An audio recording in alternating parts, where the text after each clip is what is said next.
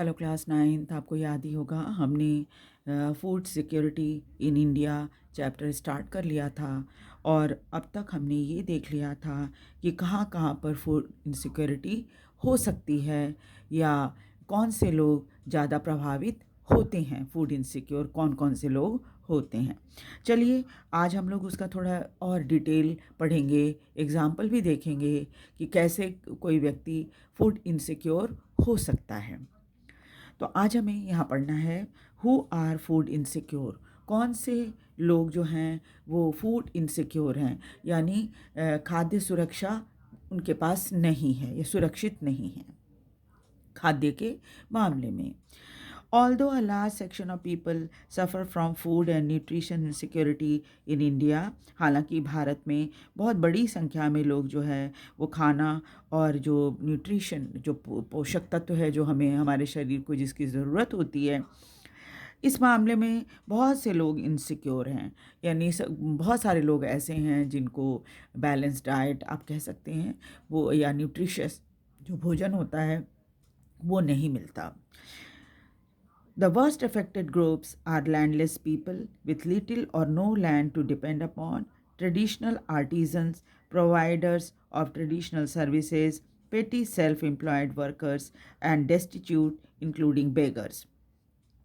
अब क्या है, इस कैटेगरी में फूड इनसिक्योर की कैटेगरी में कौन कौन से लोग आते हैं ये देखिए। एक तो होते हैं ऐसे लोग जिनके पास ज़मीन ही नहीं है। ये बहुत जल्दी फूड इनसिक्योर हो जाते हैं। अपनी ज़मीन है नहीं और जिसके ऊपर थोड़ा वो आश्रित हो सकें। ट्रेडिशनल आर्टिज़न जो पारंपरिक रूप से काम करने वाले लोग हैं होते हैं, जैसे मोची हुए और दूसरे लोहार वगैरह, ये लोग हो सकते हैं। प्रोवाइडर ऑफ ट्रेडिशनल सर्विसेज, धोबी वगैरह जो होते हैं वो लोग होते हैं। पेटी सेल्फ एम्प्लॉयड वर्कर, ऐसे वर्कर जिनको काम तो मिलता है लेकिन बहुत ज़्यादा उनको पैसा या काम करने के बदले जो पैसा मिलना चाहिए या दिहाड़ी आप कह सकते मिलना चाहिए वो नहीं मिलता। एंड डेस्टिट्यूट इंक्लूडिंग बेगर्स, और जो बहुत सारे ऐसे लोग हैं जो कि गरीब हैं, इतने ज़्यादा गरीब है कि भीख मांगते हैं। इस तरह के लोग फूड इनसिक्योर होते हैं, including beggars in urban areas. अब देखिए शहरों में कौन लोग होते हैं।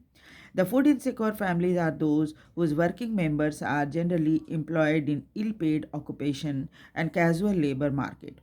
शहरों में जो लोग फूड इनसिक्योर हो सकते हैं उनमें वो परिवार होता है जिसके लोग काम तो करते हैं लेकिन ऐसी जगह काम करते हैं जहां उन्हें उचित तनख्वाह जो मिलनी चाहिए वो नहीं मिलती, या फिर कैजुअल लेबर मार्केट में काम करते हैं। रोज़ जाते हैं, आपने देखा होगा यहाँ फेज़ 3 में लेबर चौक है, वहाँ पर क्या है, रोज़ सुबह में आप देखेंगे कि सारे जो रोज़ की मज़दूरी करने वाले लोग वहाँ इकट्ठा हो जाते हैं और फिर वहाँ से उनको कॉन्ट्रैक्टर जो है वो ले जाता है काम करवाने के लिए। तो इस तरह के लोग, कोई ज़रूरी नहीं है कि रोज़ उनको काम मिले। वैसे में ऐसे लोगों का, इनको कैजुअल लेबर कहा जाता है, ऐसे लोगों का फूड इनसिक्योर होना लाजिमी है। These workers are largely engaged in seasonal activities, क्योंकि ये सीजनल एक्टिविटी करते हैं। कई काम ऐसे होते हैं जो कि सीज़न में चलते हैं और कुछ काम ऐसे होते हैं जो 12 महीने चलते हैं। सीज़न में काम, जैसे अब बरसात वगैरह जब आ जाता है तो कंस्ट्रक्शन का काम काफ़ी हद तक कम हो जाता है। उसी तरह से और दूसरी एक्टिविटी भी है। Are paid very low wages, और इनको तनख्वाह भी बहुत, दिहाड़ी भी बहुत कम मिलता है। That just ensure bare survival, सिर्फ इतना ही पैसा मिल पाता है जिससे वो बस 2 टाइम का खाना खा सकें। अब चलिए देखिए, ये स्टोरी एक दी गई है, उस स्टोरी से आपको सिचुएशन को समझाने की कोशिश की गई है कि कैसे फूड इनसिक्योर व्यक्ति हो सकता है। Ramu works as a casual labour in agriculture in Raipur village. Ramu नाम का एक व्यक्ति है जो कि कैजुअल लेबर, जिसको हर दिन काम ना मिले, ऐसे लोग, या आप ये कह सकते हैं कि अनियमित तरीके से काम करने वाला एक व्यक्ति है जो कि खेतों में काम करता है, एग्रीकल्चर लेबर है, रायपुर विलेज में। His eldest son Somu, who is 10 years old, also works as Pali to look after the cattle of the Sarpanch of the village Satpal Singh. और उनका उसका जो बड़ा बेटा है जिसका नाम सोमू है, वो 10 वर्ष का ही है, लेकिन वो क्या करता है, एक पाली के रूप में जो कि जानवरों की देखभाल करते हैं, उसके रूप में काम करता है। और सरपंच, गांव के जो सरपंच हैं सतपाल सिंह, उनके जानवरों को देखता है। Somu is employed for the whole year by Sarpanch and is paid sum of 1000 for this work. और सोमू को पूरे साल के काम के लिए रखा गया है, क्योंकि जानवरों की देखभाल तो हर दिन ज़रूरत पड़ती है उसकी। तो सरपंच ने उसे पूरे साल के लिए रखा हुआ है और इसके लिए उसको 1000 रुपया मिलता है। Ramu has 3 more sons. Ramu को 3 और बेटे हैं, 2 daughters, but they are too young to work on the field.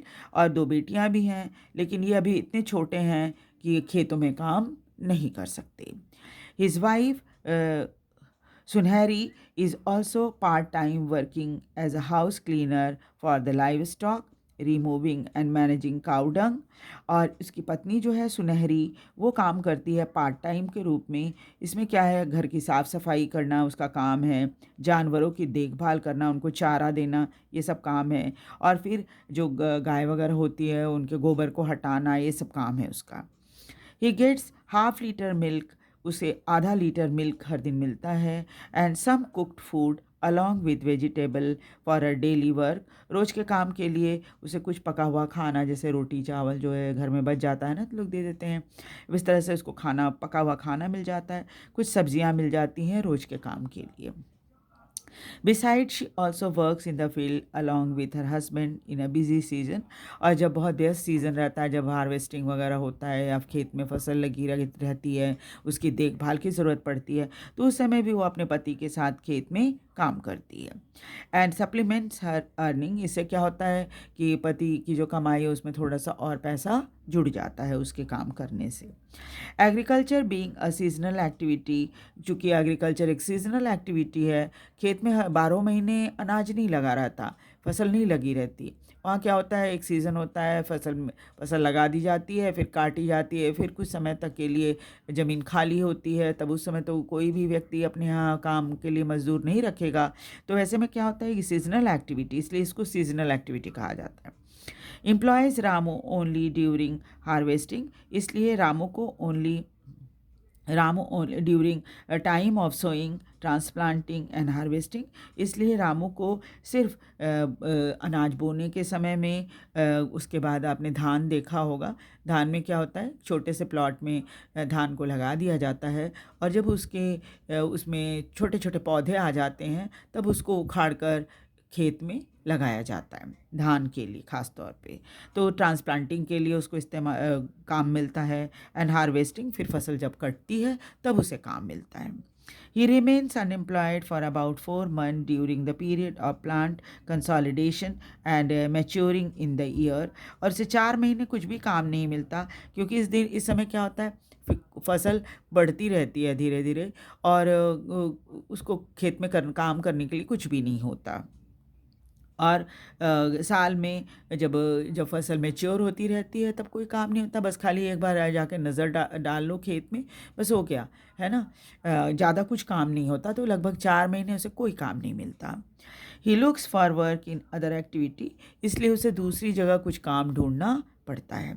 Some time he gets employment in brick laying, कई बार क्या होता है, कुछ समय उसको ईंटें बनाने की जो भट्टी होती है ना, जहाँ ईंटें बनते हैं, वहाँ पर उसको काम मिल जाता है। और in construction activity in the village, और कभी कभी गाँव में अगर कहीं पर कुछ घर मकान बन रहा है तो वहाँ मजदूरी का काम इसको मिल जाता है।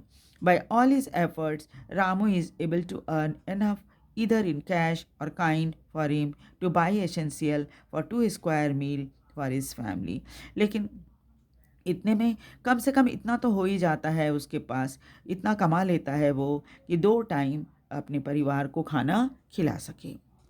However, during the days when he is unable to get some work, लेकिन उस दिन जब उसको कोई काम नहीं मिलता, he and his family really face difficulty, तब उसको और उसके परिवार को बहुत परेशानी का सामना करना पड़ता है। And some time his small kids have to sleep without food, और कभी कभी छोटे बच्चों को तो भूखे भी सोना पड़ जाता है। Milk and vegetables are not regular part of the meal in the family. Milk और दूध और जो सब्जियां होती हैं वो नियमित रूप से हर दिन परिवार को खाने के लिए नहीं मिल पाती।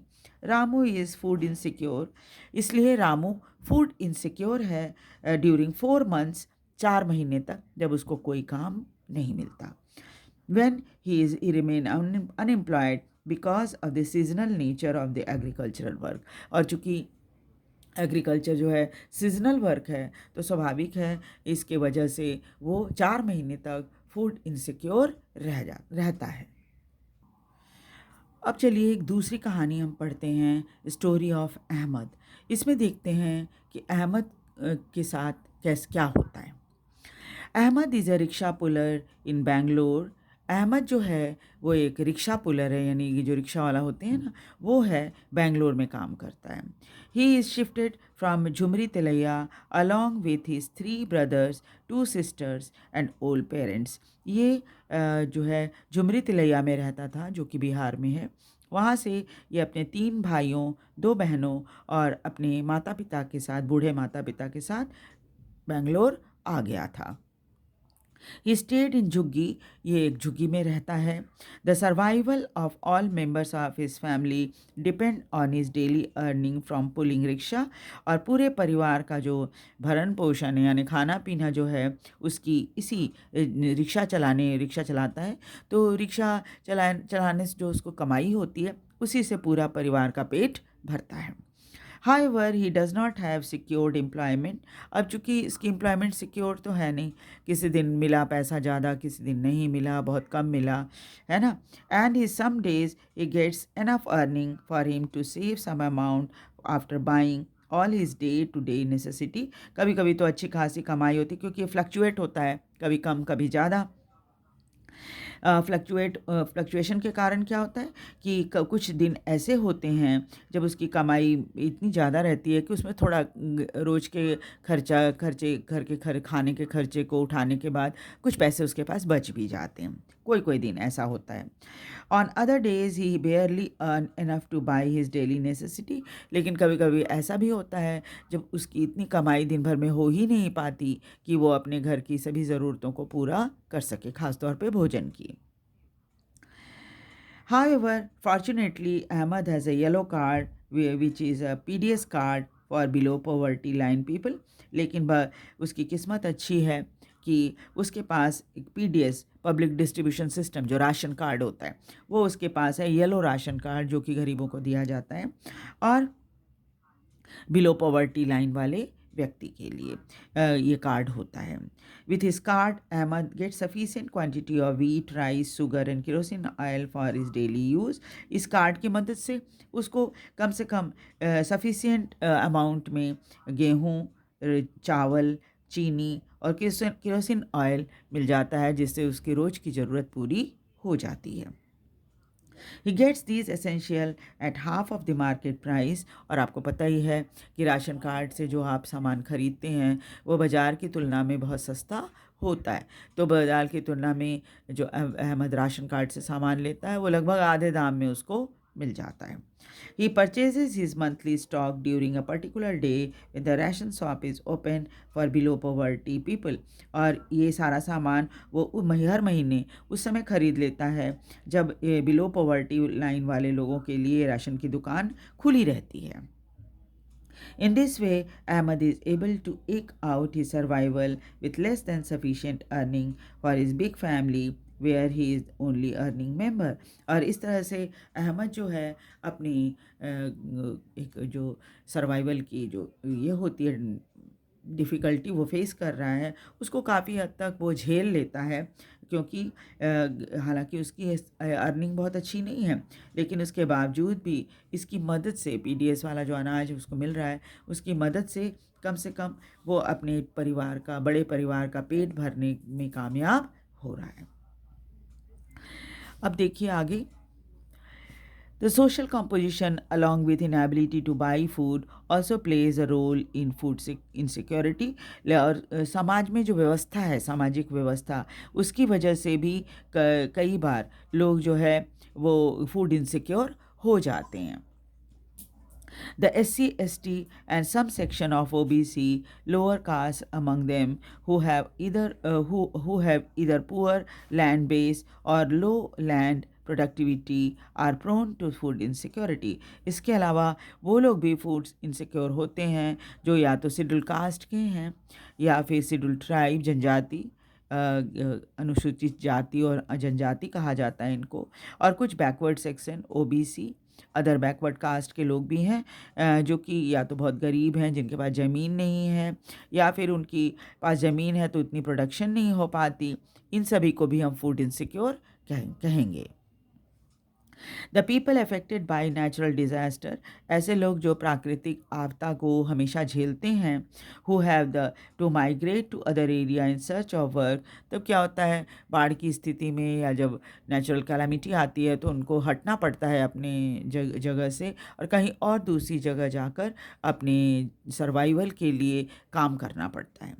और are also among the most insecure people, हम इनको भी फूड इनसिक्योर कहेंगे कि जब आप अपनी जगह से हट के कहीं जाओगे तो स्वाभाविक है आपको कितने दिन ऐसे होंगे जब काम ही नहीं मिलेगा, है ना. तो वैसे में क्या होता है कि परेशानी इन लोगों को ज़्यादा झेलनी पड़ती है, फूड से इनसिक्योर हो जाते हैं ये.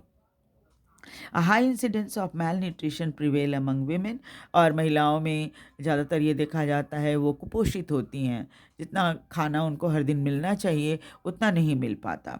This is a matter of serious concern as it put even the unborn baby at the risk of malnutrition. और ऐसी माताएं जो बच्चे को जन्म देने वाली हैं वो उनको अगर नियमित रूप से बैलेंस डाइट न मिले तो इसका प्रभाव होने वाले बच्चे के ऊपर भी पड़ जाता है. A large proportion of pregnant and nursing mothers and children under age of 5 years constitute an important segment of the food insecure population. और अगर आप देखिएगा कौन लोग खाद्य के मामले में असुरक्षित हैं तो उनमें ये सभी आ जाते हैं. जैसे ऐसी महिला जो माँ बनने वाली है, या ऐसी माएँ जिनके बच्चे बहुत छोटे हैं, या फिर बच्चे जो कि 5 वर्ष से कम उम्र के हैं, ये सभी के सभी फूड इनसिक्योर पॉपुलेशन में आ जाते हैं. The food insecure people are disproportionately large in some region of the country. ऐसा नहीं है कि भारत में हर राज्य में खाने की कमी रहती है लोगों को. कुछ राज्य ऐसे हैं जहाँ पर ज़्यादा गरीबी या ज़्यादा फूड इनसिक्योर लोग दिखते हैं. Such as economically backward state, जो आर्थिक रूप से थोड़ा पिछड़े हुए राज्य हैं वहाँ गरीबी ज़्यादा देखने को मिलती है. With high incidence of poverty, जहाँ गरीबी बहुत ज़्यादा है. ट्राइबल, जो जनजातीय इलाका है वो. रिमोट एरिया, ऐसे इलाके जो बहुत दूर दराज के हैं. Region more prone to natural disaster, ऐसे इलाके जहाँ पर नेचुरल डिज़ास्टर अक्सर आता रहता है, प्राकृतिक आपदा अक्सर आती रहती है, जैसे बाढ़ वगैरह होता है ना.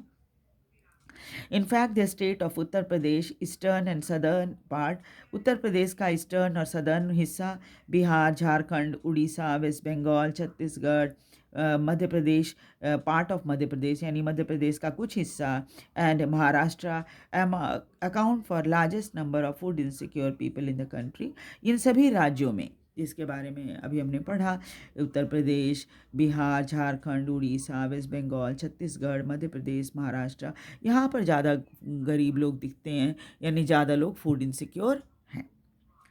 Hunger is another aspect indicating food insecurity. किसी वजह से भूखे रहना ये भी फूड इनसिक्योरिटी दिखाता है. Hunger is not just an expression of poverty. भूखे हैं इसका मतलब आप ये मत समझिए कि वो गरीब हैं. इट ब्रिंग्स अबाउट पॉवर्टी, इससे गरीबी आती भी है. खाना जब नहीं मिले तो इसका मतलब कि गरीबी है. The attainment of food insecurity therefore involve eliminating current hunger and reducing the risk of future hunger. यानी कि फूड सिक्योरिटी तभी हो सकता है, यानी फूड इनसिक्योरिटी हम तभी हटा सकते हैं जब लोगों का जो भूखा रहना होता है उसको कम कर दिया जाए और भविष्य में उनको भूखे रहने की नौबत ना आए, ऐसी व्यवस्था सरकार द्वारा की जाए. Hunger has a chronic and seasonal dimension. Hunger जो होता है क्रोनिक भी होता है और सीजनल भी होता है। जैसे सीजनल में हमने पढ़ा, जब काम नहीं मिलता, पैसे नहीं मिलते तो लोग भूखे रहते हैं। और क्रोनिक यानी कि जो हमेशा ही गरीब हैं, चाहे जैसे भी हो, जैसी भी स्थिति उनकी हो, वो हमेशा ही गरीब हैं। इसको कहा जाता है chronic. Chronic hunger is a consequence of diet persistently inadequate in term of quantity। ऐसे लोगों को ऐसी स्थिति क्रोनिक हंगर कहलाती है जब हमेशा ही उस व्यक्ति को भरपेट खाना ना मिले। Poor people suffer from chronic hunger. जो गरीब होते हैं वो अक्सर क्या होते हैं, उनकी जो भूख होती है उसको क्रोनिक हंगर हम कहेंगे।